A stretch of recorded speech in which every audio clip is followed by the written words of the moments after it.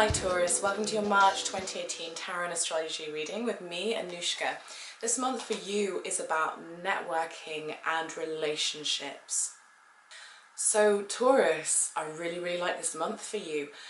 We started off with this lovely trine that's happening at the time of the full moon in Virgo, and it's a trine in Earth. You are an Earth sign, so you should feel very supported by this. This trine is happening between that full moon in your 5th house of fun, creativity, romance, and your 9th house with Saturn, which is about expansion and adventure and travel, and Pallas Athena in your 1st house, which is about success and competition. So on some level, I just see you, Taurus, starting this month out feeling successful, feeling good, feeling emotionally in a really good place, feeling quite emotionally stable and just like, yeah, I'm happy with myself, I'm happy with the way things are going. And I mean, this could relate to romance and just the things that you're doing to have fun and things that give you a sense of freedom. So I really love this energy for you. The full moon in Virgo, of course, you know, Virgo is about purification, it's about cleansing, so this is a great time for any of us to be detoxing and clearing things up. If you have any travel plans, really great time to be getting them very clear and you know, really kind of writing down what it is you're going to do, how you're going to go about it, that type of thing. The only thing I would watch out for with this energy is that this full moon is going to oppose Neptune in your 11th house, and I would just watch out for emotional sensitivity. Your 11th house rules your friends, your networks, dreams, wishes, you know, goals. And so just watch out for feeling very emotionally sensitive or emotional sensitivity amongst friends and peers and people who you're around. It can lend itself to being illusioned or being taken advantage of, and to kind of victim type scenarios. So just watch out that no one tries to pull the wool over your eyes when it comes to the people you network with or any business partnerships or things like that. Be very direct and very clear in what you're saying, but just be aware there may be extra emotional sensitivity at the time of this full moon, but I feel like for you, you're going to be feeling quite good and supported because there's this really lovely earth energy here that we open up the month with. So I really like that for you. Okay, so there's a lot of Piscean Neptunian energy as we enter this month. A lot of the planets are in Pisces, a lot of the action is there.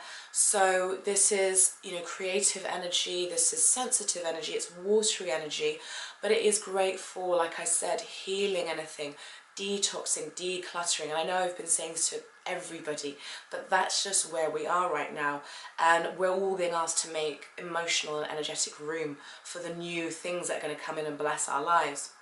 And so this could also be revelation type energy, because, you know, Neptune can be about illusions, and full moons tend to bring things to fruition and to their fullness. So it could be that something is something is revealed to you about somebody who you're dating, perhaps in romance, or it could be something is revealed to you about a child or about somebody amongst your peers, you know, or in your friendship group, and it's kind of like, oh right, okay, and there's a slight adjustment that needs to be made there.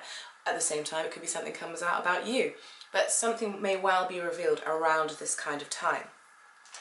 Okay, so the first week of the month is really the time when we want to be still continuing to push forward, because all the planets are still going direct. So, you know, and especially if you're creative, if you work in the creative sphere, this is a fantastic time to be immersing yourself in creativity, because with that full moon energy, you know, sometimes a beautiful way to use the full moon is to really get lost in the watery emotional energy of it. And because Pisces is a water sign, if you're creative, it's a great time to just get lost in your art, your creativity, whatever that is. Get lost in whatever it is that connects you to your own inner being, to something larger than yourself, and really inspires you. Because otherwise, you know, the negative way that can play out is that we can want to get lost in, we can end up getting lost in self-sabotage or self-undoing or addiction or escapism. Okay, so moving on the 6th, Mercury and Venus enter Aries. So they go from your 11th house, where there's been so much action on who you network with, friendship groups, your goals, your dreams, your aims, the money that you receive, blessings, you know, the love you receive from others. There's been a lot of focus here, a lot of energy that you've been putting into friends and networking and that kind of thing. Now it starts to move into a quieter area of your chart, and it's at this time of year that you start to become a bit more insular and you start to integrate the lessons of the previous 12 months in preparation for your birthday month. So you start to become a bit quieter, start to reflect. There might be extra time needed for TLC and just a bit more quiet and downtime. So that's fine. Allow yourself that. You might just want more time with your significant other, or more time with the people who mean, you know, a lot to you, rather than being so socially active. You've come out of this period being very socially active, and now it's almost like, okay, I need to chill out for a little bit. On the 8th is when Jupiter goes retrograde in your 7th house. Now, Jupiter is going to be, this is going to be an interesting one how this plays out, because Mercury will also be going retrograde, and Mercury will be going retrograde in your 12th house. But let's talk about Jupiter first of all. So Jupiter is there in your 7th, and you have been learning and expanding through your one-to-one relationships. You've been finding out who you are, and that can even be in business partnership. It may well be in business partnership as well as romantic. So you've been learning who you are, you've been expanding, there's been growth there, and it's been through relationships that you're starting to see yourself clearly, you know, and really see the truth of how you show up. So there's nothing like relationships to help us grow. They really mirror us back to ourselves. Now with Jupiter going retrograde here, as he will be until the 10th of July, so that's a good few months there, expect something unexpected to come up here. Because Jupiter, you know, he's a planet of expanse and adventure, and he likes to move forward and out. Now, his energy is going to be becoming a lot more concentrated, because as planets retrograde, their impact is a lot stronger on us. It's going to be becoming a lot more concentrated, and it's likely that something is going to come up in your one-to-one relationships that will require adjustment, that will require some sort of shift. It could be a shift in perspective, or it more than likely will be a shift in perspective. But there'll be something, a plan, a direction that will need to be changed. So this can affect business partnerships. Maybe you thought things were going to work out one way, but then now you've got to rework the plan. This can affect romantic relationships, whereby you could be very happily coupled, and then your partner gets an opportunity to perhaps work abroad or go to higher learning, or just something happens in the dynamic between the two of you where all of a sudden your goals together as a couple have to change. So there's something to be reworked here, and it will require extra attention. Those relationships, be they business, be they romantic, be they I mean, it could be anyone. It could even be to do with a child, you know. It could be a parent-child relationship. Something that needs to be reworked, and extra effort is going to have to be put in. But the positive of it is that this isn't a retrograde where it's like things are all going to fall apart. This is just requiring extra intention. It's requiring a shift in perspective, a shift in what you are going to do and how you approach things, and it's asking you to integrate your wisdom and integrate your past experiences in order to move this, whatever situation it is, forward. And so it may take a bit longer, but ultimately if you work with it, the results will really pay off. So I see this playing out very much in terms of business partnerships. These could be contracts that are offered to you, or this could be business kind of opportunities that come along, but they're not so straightforward. They require you to maybe have to train in a certain thing, or change something about the way you were going to, you know, move forward. There's something that needs shifting, essentially. If you're single, and this does apply to you in romance, I mean, it could be that you start looking at the types of people you attract and what you believe about how deserving you are of love and how lovable you are. And it could be a shift then in your perspective of what a relationship looks like. I mean, how much do you uphold your beliefs when you're in a relationship? Because it's one thing to say, oh, I believe we should be equal, and we should take each other I should take my partner as myself. It's one thing to say that. It's very easy to say that. But is that actually what you live by when you get into a relationship? Are those actually the kinds of people that you choose for yourself? Or do you say all these really wonderful things and then end up choosing people who really don't serve you or work with you or give you the love that you want? So it's going to be about introspection and shifting and examining things. And so the energy will go inwards. It does become more potent. And if we do the work with it, we do see the blessings at the end of it. Okay, then on the 17th, we have a new moon in your 11th house. So this is, once again, you know, this is lovely fresh energy in terms of your peer groups, your networking, your goals, your dreams, your wishes. Once again, great time to be making an affirmation and working towards that kind of goal, whatever it is, in terms of, you know, your networks, your dreams, your wishes.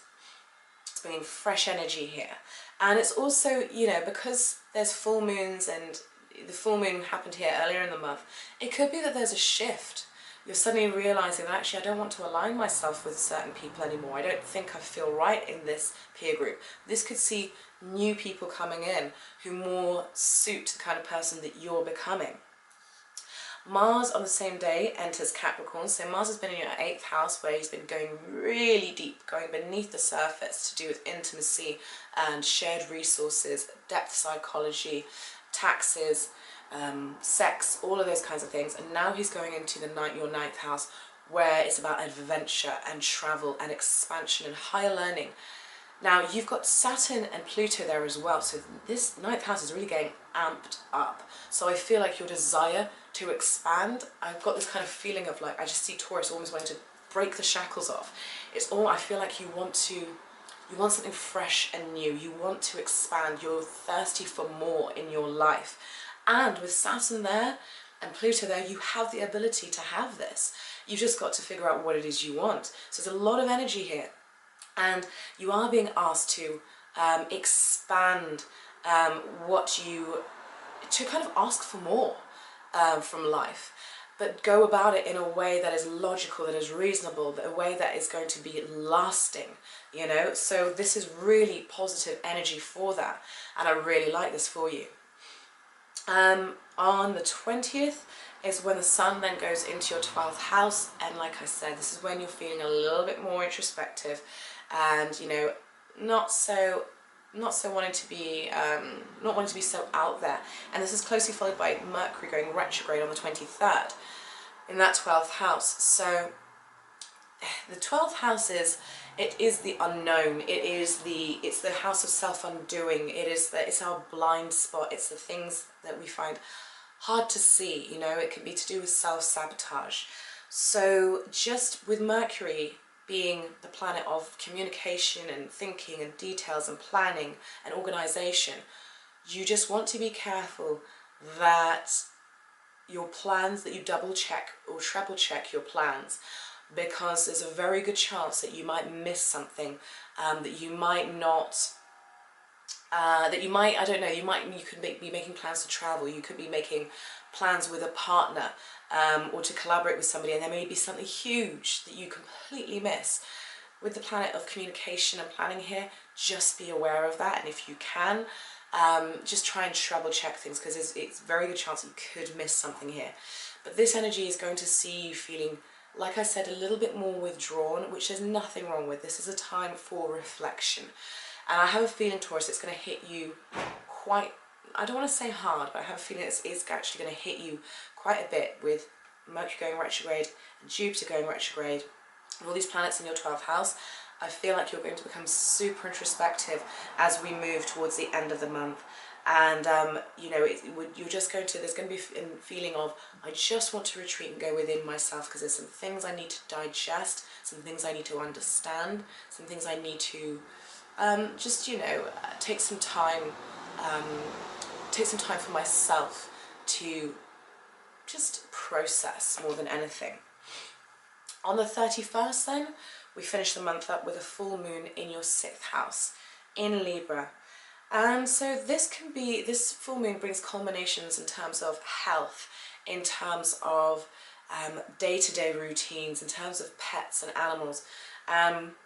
Now, this full moon is going to be squaring Saturn in Capricorn in your ninth house, and also opposing Mercury in your 12th house, where he will be retrograding. So I feel like there could be, this speaks to me of things not going quite to plan, maybe getting maybe a bit of frustration in terms of, you know, the plans not really, maybe the details of plans have been missed, and so you're getting frustrated because you're thinking, oh God, why isn't this working? Be gentle with yourself, go gentle with yourself, be compassionate, be caring, because Cancer is the sign that is missing from this essentially, you know, T-square. So just be careful with yourself, be gentle with yourself, don't be too hard on yourself. But this could see culminations in terms of things to do with health, things to do with the day-to-day routine, that involve partnership, that involve other. So if you see yourself clashing with your partner, or clashing with another over how something should be done, or you missed something, or that was supposed to be done, didn't get done, just remember to just step back a bit and, you know, invite a bit of compassion and understanding in there, because we're all human, we all forget things, and sometimes things don't go to plan. There's a lot of that energy, and there's a lot of surprise energy in some senses in the last part of this month, where we're kind of, especially with Jupiter retrograde, where something comes to light and we go, oh, okay, now I've got to adjust. So there could be some sort of adjustment that needs to happen around these areas at the end of the month. So just be mindful of that. Also on the 31st, Venus comes into your sign. So Venus then comes into your sign where you start to feel more attractive, you start to attract a lot more, you're feeling good about yourself, you start to concentrate on your appearance more, and she's blessing you with all these Venusian things, preparing you for your birthday to come up. Okay, thank you so much for watching astrology reading, Taurus. Now onto your tarot.